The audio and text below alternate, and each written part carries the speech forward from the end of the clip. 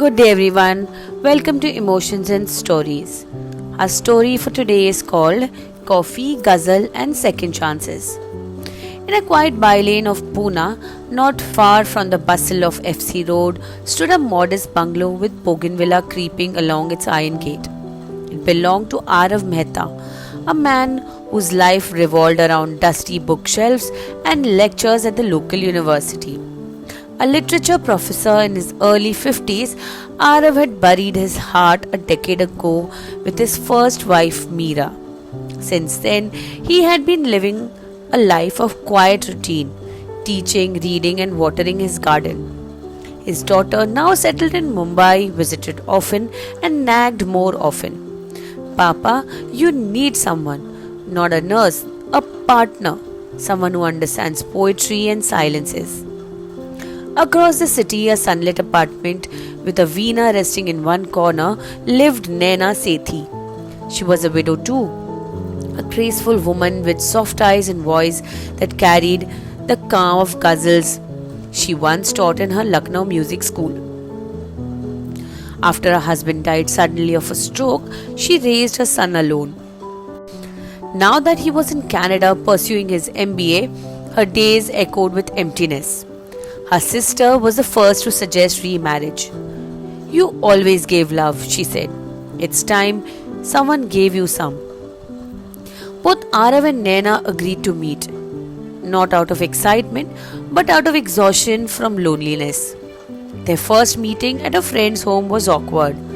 She wore a crisp cotton sari. He arrived in a Nehru jacket and bought a gift as a book. Ghalib, A Life in Poetry. They spoke about the weather, about traffic, about how awkward this felt.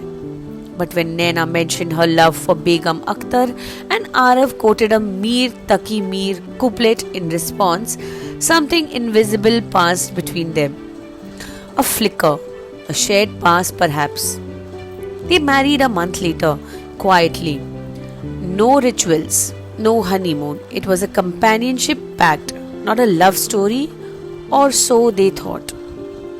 The initial months were marked by extreme politeness and calculated independence. They had meals separately, did their own grocery shopping, and stuck to their rooms. But one July, when the monsoon arrived with a slow drizzle, everything changed. Arav was seated in a veranda, his usual morning book in the hand. This time, Faiz Ahmad Faiz. He didn't realize Naina was in the kitchen until he heard a soft hum. Dile nadan tujhe hua kya hai? He paused mid-sentence. The voice, the words, so full of longing, washed him over. Naina ji, he called softly. आपको भी फैज पसंद है?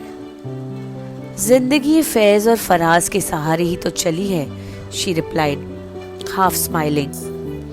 That evening, for the first time, they sat across each other on the patio and shared a pot of coffee. The rain thugged gently on the tin roof, and Arav recited a couplet from Ghalib. Naina responded with a line of her own. They ended up talking for hours about poetry, their favorite singers, old cassettes, the smell of old books, the magic of monsoon. Soon it became a ritual. Every Friday evening, 5:30 p.m., rain or shine, they brewed coffee, brought out books of poems, and sat together. Sometimes reading, sometimes just watching the rain. They didn't speak of love, but they began noticing things. Arav started playing old ghazals in the background.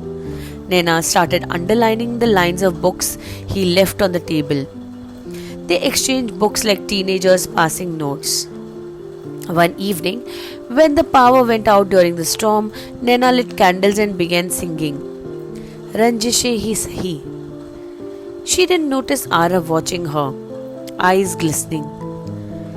I forgot how beautiful life could sound, he whispered.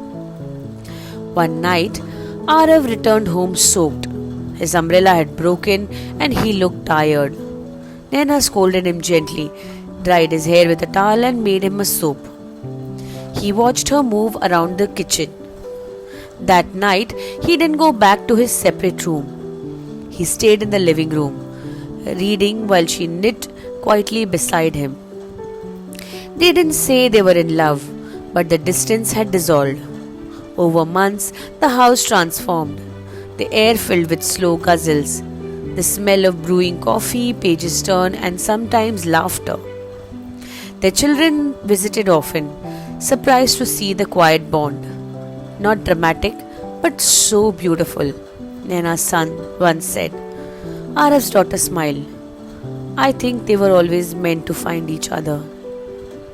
On the first anniversary, they visited a hill station during monsoon. Arav gifted her a hand-bound journal titled Our Rain Songs.